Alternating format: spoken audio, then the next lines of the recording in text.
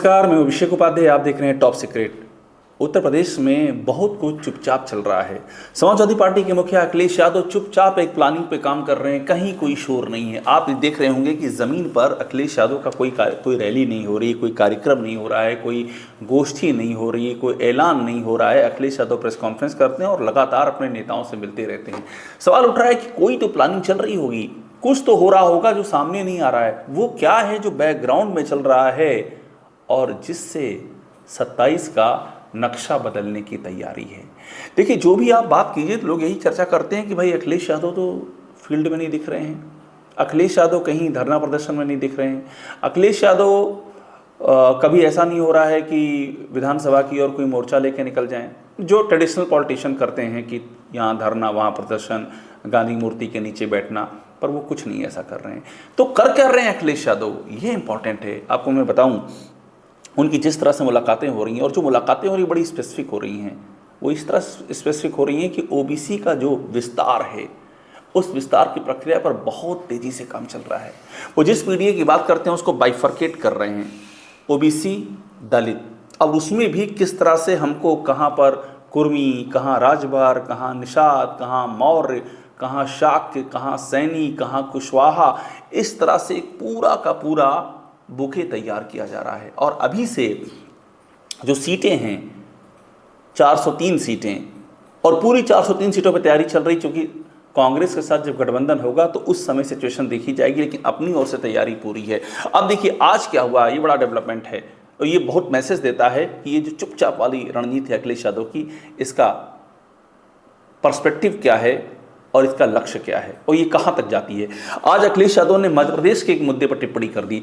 उन्होंने एक जो वकील हैं अनिल मिश्रा, जो बड़े चर्चित हैं इस समय, जो लगातार संविधान का मुद्दा उठा रहे हैं, बाबा साहब अम्बेडकर पर सवाल उठा रहे हैं, आज अखिलेश यादव ने, मैं उनका ट्वीट दिखा रहा हूँ, उन्होंने इस पर चोट कर दी और उन्होंने साफ लिखा कि संविधान को मिटाने की कोशिश भाजपाई और उनके संगी साथी कभी रूप बदल के करते हैं, कभी नया मखौटा लगा कर करते हैं। सीधा संविधान से जोड़ दिया। यानी कि अनिल मिश्रा का मध्य प्रदेश में एक आंदोलन चलता है और अखिलेश यादव सीधा उसको टैग करते हैं और संविधान से जोड़ देते हैं। अब आज के दौर में सोशल मीडिया की आप रीच समझिए वो कहाँ तक जाता है और उससे मैसेज क्या जाता है। और इसमें बाकायदा एक वीडियो भी टैग कर रखा है अखिलेश यादव ने, जिसमें अनिल मिश्रा की बातें सुनाई पड़ रही हैं। ये बातें क्यों सुनाई जा रही हैं? क्योंकि काउंटर प्रोडक्टिव है। जब आप इन बातों को सुनेंगे तो एक काउंटर थ्योरी आपके जहन में आएगी कि ये जो कही जा रही है इसका काउंटर ये है। अब काउंटर क्या है? बाबा साहब भीमराव अम्बेडकर का सीधा सा आशय ये है कि जो पिछड़े हैं, दलित हैं, वंचित हैं, उनको एम्पावर करने का एक इस देश के बहुत बड़े प्रतीक हैं बाबा साहब अम्बेडकर। तो वो सब एम्पावर होते हैं और वो रेंज बड़ी लंबी है। मतलब ओबीसी में एक कोर रहा है समाजवादी पार्टी का यादव, लेकिन साथ में अदर देन यादव ओबीसी और दलितों में भी जो एक तरह की सेंध लगाना, उनको मैसेज देना कि हम आपके साथ हैं। और ये सब चुपचाप चल रहा है, कहीं कोई शोर नहीं है, कोई रैली नहीं हो रही, कोई आयोजन नहीं हो रहा है, कोई इसको लेकर के ऐलान नहीं हो रहा, चुपचाप चल रहा है। अब यहाँ पर उन्होंने यहाँ तक कह दिया है कि जब इतना शोषण और जुल्म ढाया जा रहा है संविधान के रक्षा कवच के बाद, तो अगर संविधान खतरे में पड़ा तो ये प्रभुत्ववादी के सद तक अत्याचार करेंगे। अब ये बड़ा मामला है। ये एक तरह की चेतावनी है कि भाई ये संविधान अगर खतरे में पड़ गया तो क्या हाल होगा, उनका जो पिछड़े हैं, दलित हैं, उनके साथ क्या होगा। अब आप सोचिए 2024 में क्या हुआ था। मैं इसलिए कह रहा हूँ अखिलेश यादव चुपचाप क्या कर रहे हैं, इस पर ध्यान दीजिए। 2024 के लोकसभा चुनाव में यही संविधान का मुद्दा धीरे धीरे करके अंदर पुश किया गया है और वो लोगों के जहन में पहुंचा और बीजेपी अलर्ट भी हुई, बट देर हो गई। वो इसको दूर नहीं कर पाई, इस डर को, संविधान बदले जाने को। बीजेपी पहले भी हाथ जला चुकी है, बिहार का चुनाव वो हार चुकी है इसी संविधान में छेड़छाड़ के आरोप पर, इसी डर पर। और 2024 के बाद भी वो इससे उबर नहीं पाई, क्योंकि योगी आदित्यनाथ की शासन शैली में लगातार ये आरोप लगते रहे कि जो पिछड़े हैं, दलित हैं, अल्पसंख्यक की तो बात छोड़ दीजिए, वो तो अलग खेमा है। इस लिहाज से चूँकि योगी आदित्यनाथ उन पे जब हिट करते हैं तो हिंदुओं में पोलराइजेशन करते हैं, ये कहा जाता है। तो अल्पसंख्यक की बात उठाने का मतलब है आप हिंदू पोलराइज कर लें, लेकिन जब आप हिंदुओं में डिवीज़न करते हैं तो आपका वो पोलराइजेशन का अस्त्र भी खत्म हो जाता है।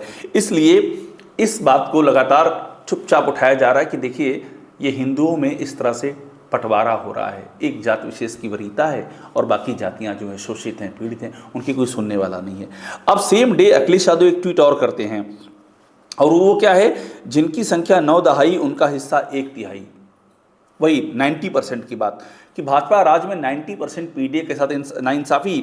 और ये एसआईआर की बात उठाते हैं। एसआईआर आपको पता होगा होने जा रहा है, पूरे देश भर में होने जा रहा है। आज चुनाव आयोग ने ऐलान कर दिया है वोटर लिस्ट में से नाम काटे जाएंगे जो अनुपयोगी होंगे, यानी कि जो एग्जिस्ट नहीं करते होंगे या जो शिफ्ट हो चुके होंगे बाहर, उनकी जगह पर मूल लोगों को जोड़ा जाएगा।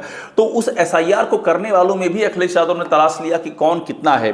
उन्होंने बाकायदा ये डेटा उनके ट्वीट में आपको दिखा रहा हूँ, उस डेटा में लिखा है कि किस समाज के कितने लोगों को रखा है आपने एसआईआर के लिए, कितनों को हटाया है। इसमें आगरा ज़िले की बात करते हैं, 16 अधिकारियों में 6 सिर्फ पीडीए के हैं। फिर वो बात करते हैं गौतम बुद्ध नगर नोएडा में 11 अधिकारियों में 3 पीडीए हैं। अब आप सोचिए ये संख्या जाएगी, ये संख्या धीरे धीरे करके अलग अलग ज़िलों में जाएगी। उन्होंने एक बुलंदशहर का भी जिक्र किया है, 11 अधिकारियों में 4 पीडीए हैं। गाज़ियाबाद में 10 अधिकारियों में 3 पीडीए हैं। अब मैं आपसे कह रहा हूँ कि ये उनके 2 ट्वीट का मैंने जिक्र किया है, ये संख्या आगे बढ़ेगी। ये अलग अलग ज़िलों में लेकर के जाएंगे इसको अखिलेश यादव, हर ज़िले में बताएंगे देखिए पीडीए की स्थिति क्या है, किस तरह से हर प्रक्रिया में उनको किनारे किया जा रहा है। तो मैं जो आपसे कह रहा था ये चुपचाप वाली स्ट्रेटजी है, चुपचाप। और यही काम अखिलेश यादव का निर्देश है। उनके जो अलग अलग पीडीए के नेता हैं, आप नाम लीजिए दलितों में इंद्रजीत सरोज का नाम ले लीजिए, आप दलितों में दरोगा सरोज का नाम ले लीजिए, तमाम और नेता अवधेश प्रसाद का नाम ले लीजिए जो सांसद हैं अयोध्या के, आप रामजी लाल सुमन का नाम ले लीजिए, आप तूफानी सरोज का नाम ले लीजिए। ये सब नाम हैं और ये सब इसी काम में लगे हुए हैं। ओबीसी में आप बाबू सिंह कुशवाहा का नाम ले लीजिए, आप रामाचल राजभर का नाम ले लीजिए, लालजी वर्मा का नाम ले लीजिए। ये जितने भी इस तरह के नेता हैं जो पहले थे बीएसपी, इनमें से एक बड़ा चंक पहले बीएसपी में था, वो छोड़ करके वहाँ से यहाँ पर आ गया है।